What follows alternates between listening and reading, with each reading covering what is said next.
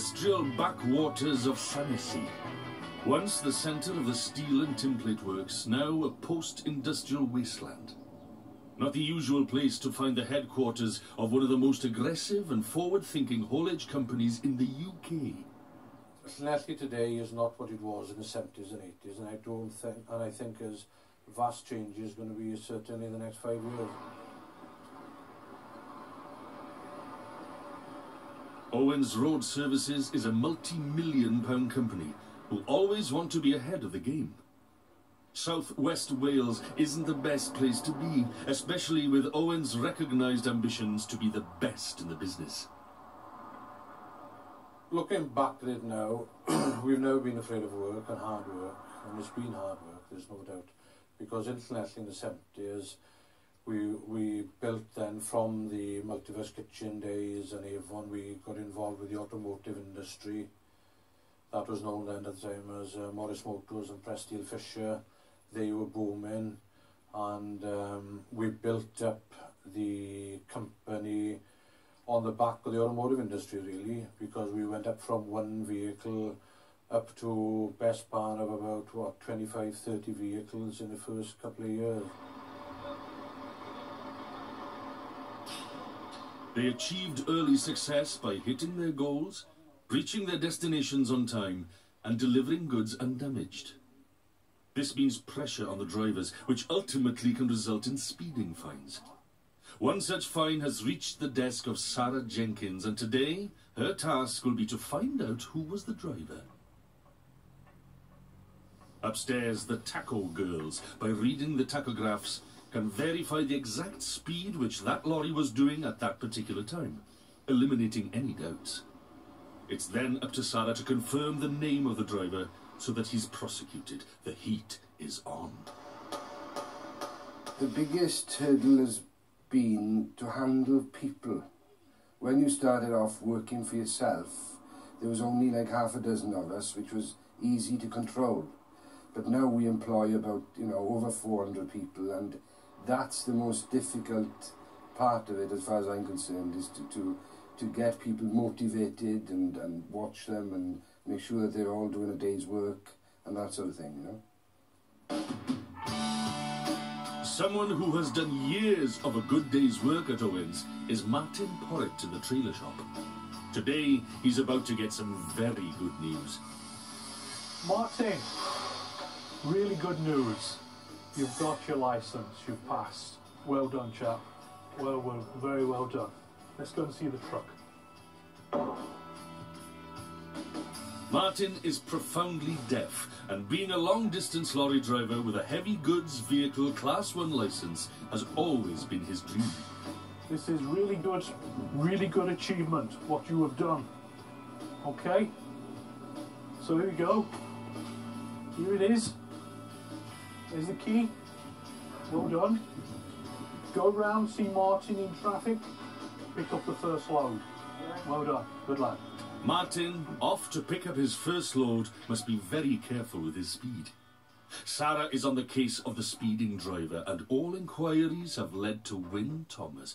God help you, Wyn.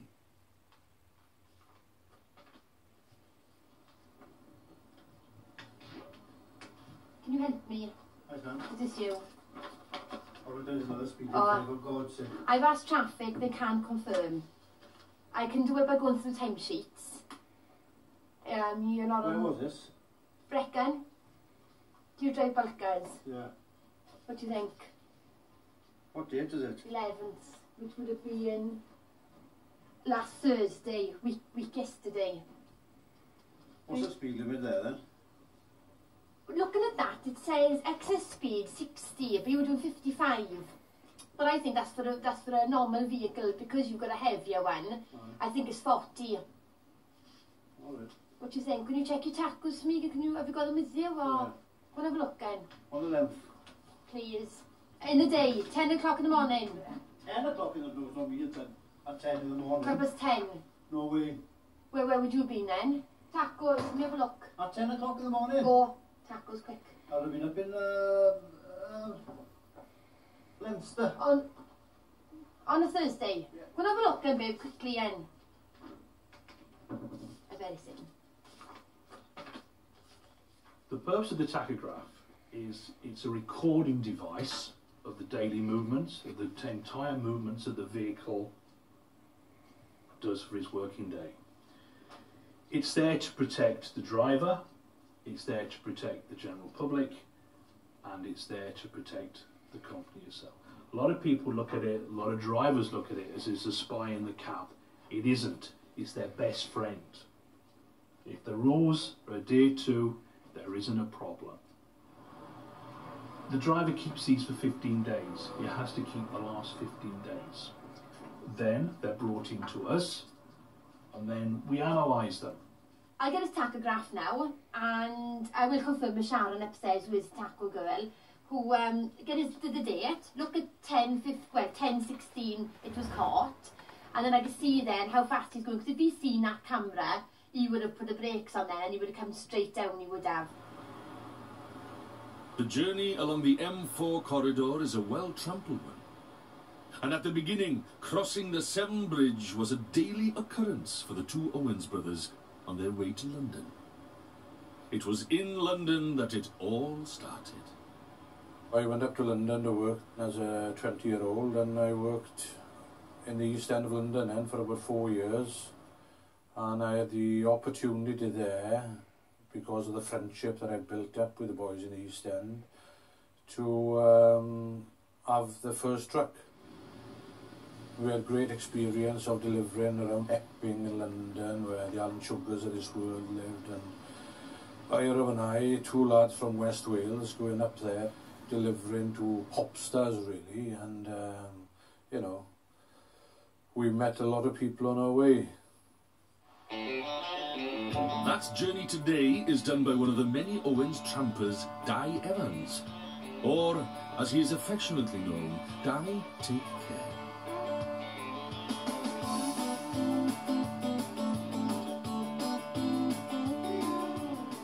As you've seen by being with me this morning, it takes so long to get where you're going once you're off the motorway, because of all the traffic. Sometimes then you forget about the congestion charge, you know, which is doubled if you do forget about it. But you've got to watch each side of the vehicle for push bikes, motorbikes, you know, and taxis don't help. But if you're ever lost, you couldn't expect anybody better to tell you. And they will never tell you lies. They'll never send you on a false trail. They'll always send you exactly to where you want to go. See what I mean with the bikes? It's a continually long road for Di, but it's also been a very long road for Martin Porritt. It started over 6 months ago with a visit by Clayton Morse of the Shaw Trust. Shaw Trust is a national charity that provides training and work opportunities for people who are disadvantaged in the labour market due to their disability.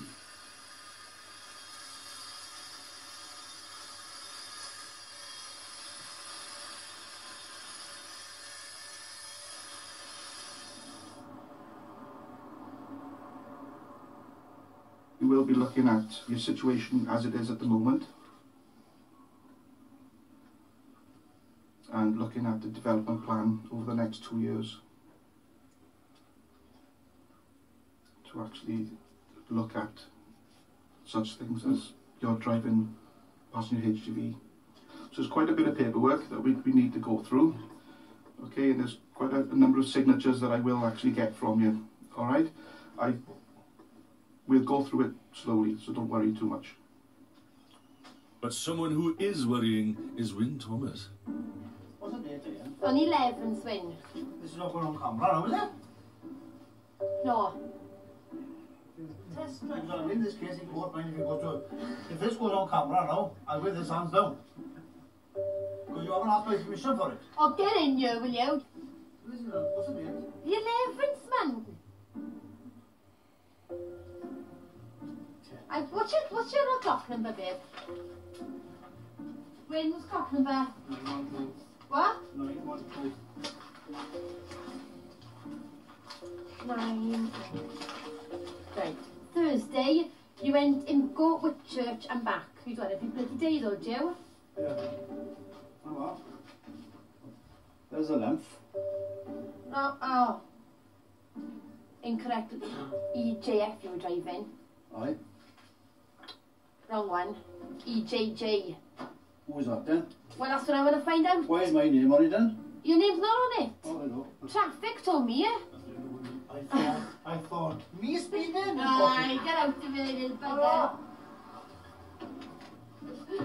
Right, let's see then. Who was driving?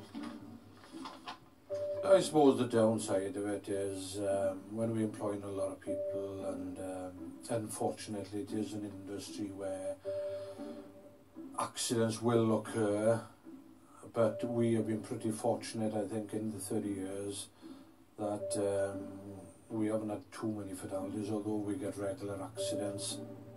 And with over 200 drivers, it's not easy for poor old Sarah to keep the speedy drivers in line.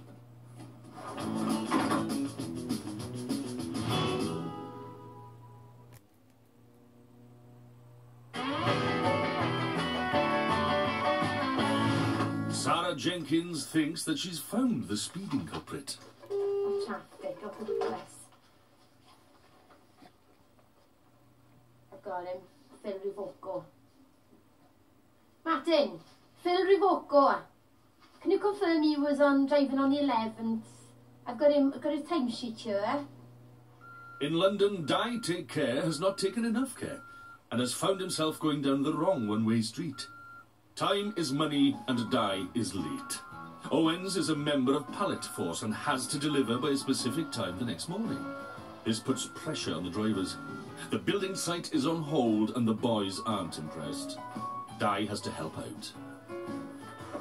When I get nearer then, I'll drop it, put it out completely, just flipping over the pavement to make life easier for those boys. I'm not usually this good, but if he's brave enough to wear an English t-shirt, I'll give him an hand, I'll help him out.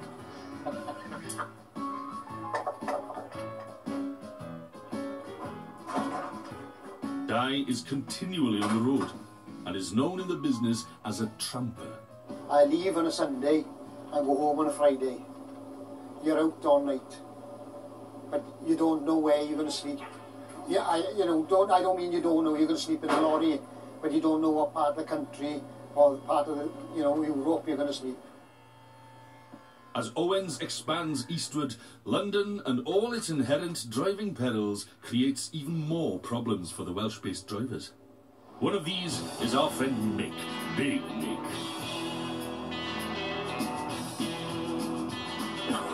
Basically, I'll still take my, I'll still put my road back with me, like, I still have the, I call it my Bible, my London back. There's a big thick one in London. You need that every time you go into London, we're doing a lot of London lately, a lot of central London, it's a pain in the butt. You get a tall trailer on with a load of toilet roll on, and you've got to look at your map, you've got to study the map to get in there, because there's so many low bridges. I mean, you're talking the trailer with a toilet roll, it's 15 4 high, and most of the bridges in London are 13, 14 foot, so you've got to find a route to divert before you go in, it's a pain in the bum, really. Keeping ahead of the game is a constant pain in the bum for Hugh Owen. Personally, I don't think there's going to be enough industry to keep us all going. That's my own views. That we've still got to have a good mix of industry, and unfortunately, that's why we've had to move certainly up to the east, up as far as Bridgend and Newport, to look for work because the industry is not coming in here.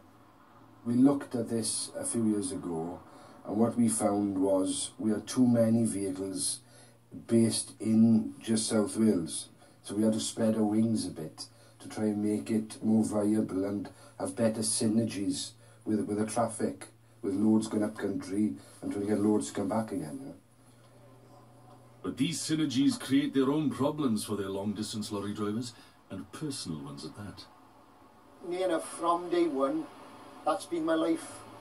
I got a good woman at home. She understands what the job entails when I married her, so I'm lucky there, so I don't get any pressure that a lot of drivers do get. She accepts my life, and to be honest, she's working most evenings, so she don't get bored. Constantly on the road, his job cost Mick his marriage. Being on his own all day, he has his own inimitable way of amusing himself.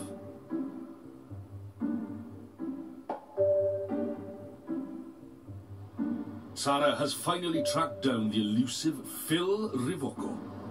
Where are you now? Whitchurch, right. 10:15 in the morning on Thursday the 11th, you were caught speeding.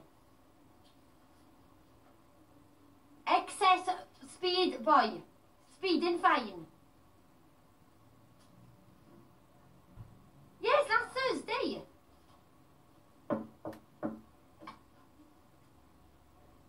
Check your tacos for me now, Phil, will you?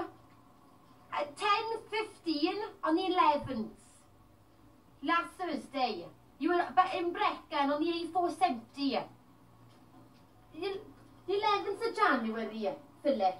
It is a fucking Thursday. What month are you in, boy? Are you with me?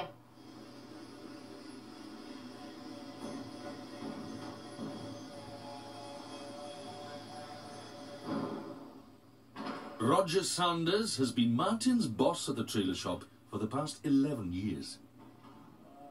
He's a good boy, like, you know, he fits in very well, and he gets on with the rest of the boys.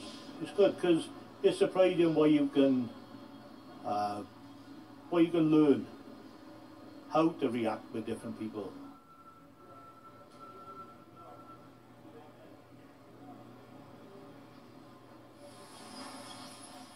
They've accepted Martin onto the shore trust, so Myrion has to work out when he can start the training with Martin. Hopefully it'll be sometime next week.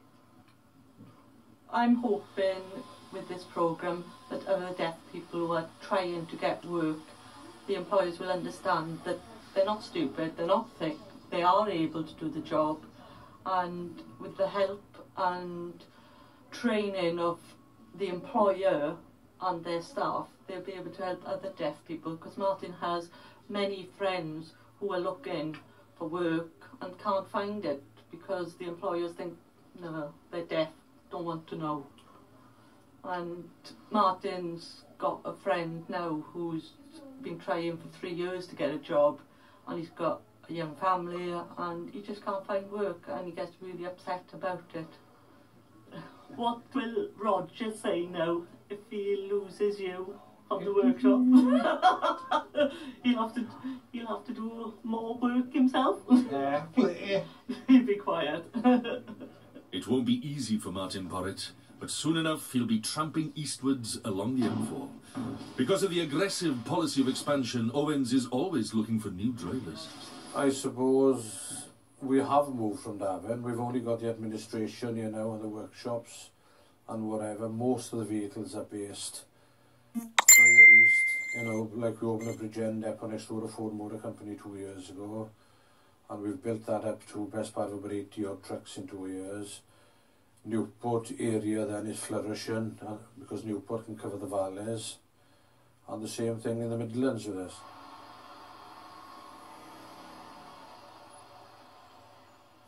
90% of the time you just can't get home. If you're doing this contract, they don't expect you to get home. They only expect you to get back to Bridgend, load up to come back, which we try and get there at a fair time so we can come halfway, which breaks the back of it for the next day.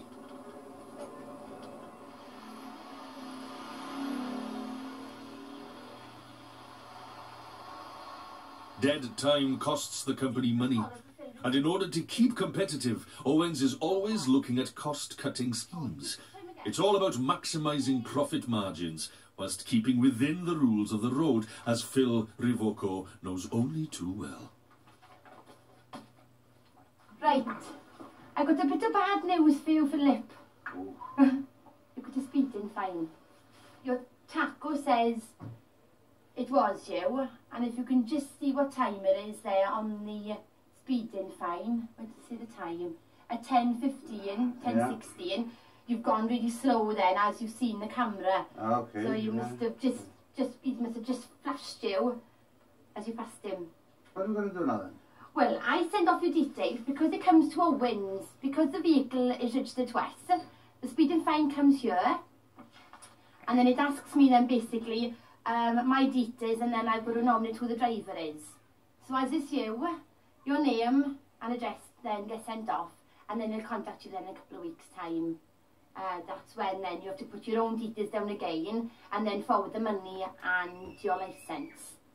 Which unfortunately is £60 out of your spending money. You pay back. No, bloody no way. Your fault. Keep your foot off the gas a bit. We're going downhill now. Yeah. It's certainly not going downhill for Hugh and Eirov Owen.